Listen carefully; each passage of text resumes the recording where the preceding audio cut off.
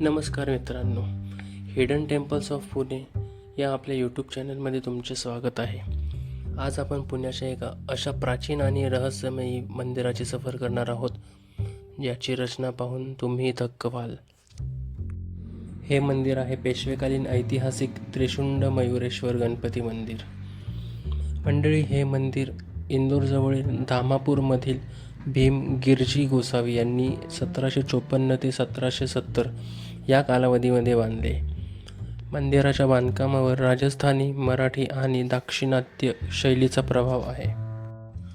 मित्रांनो, या मंदिराची वास्तुकला पाहिली की आपण थक्क होतो. हे मंदिर पूर्णपणे काळ्या बेसॉल्ट दगडामध्ये बांधलेले असून त्यावरील कोरीव काम अत्यंत सूक्ष्म आणि कलात्मक आहे.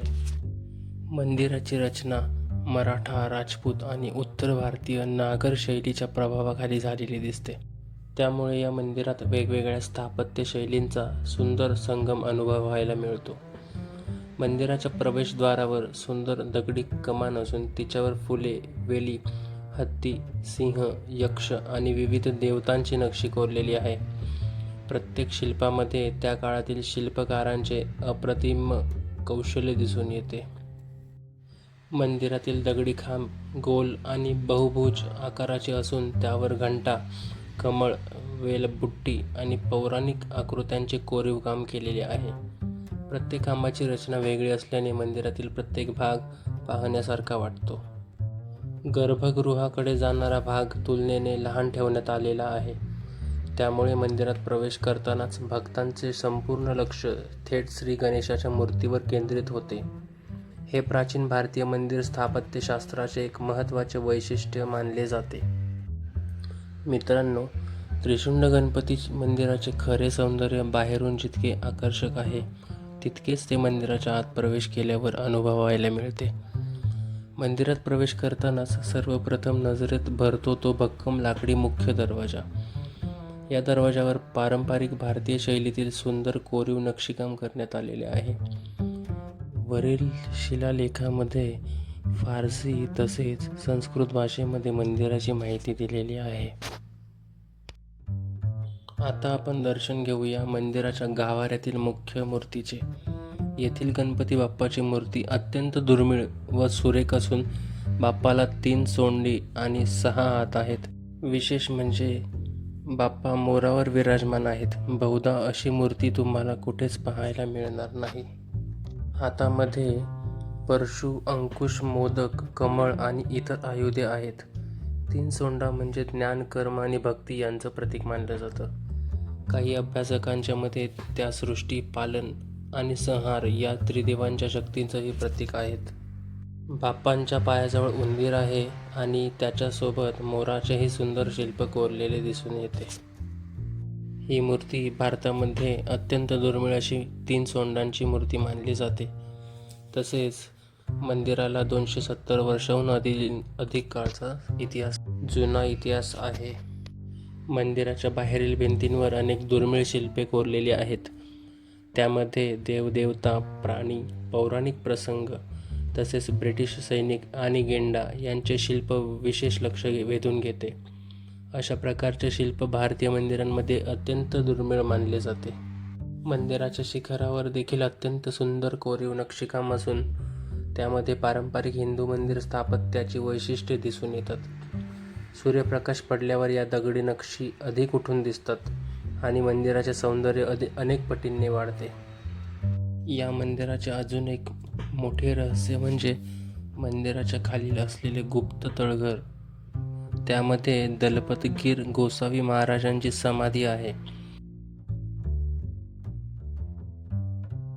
मंदिराच्या बाहेरील दक्षिणेकडे नटराज मूर्ती तुम्हाला पाहावयास दिसेल, परंतु ती थोडीशी जीर्ण अवस्थेत असल्यामुळे मूर्तीचा एक पाय तुटलेला दिसून येतो.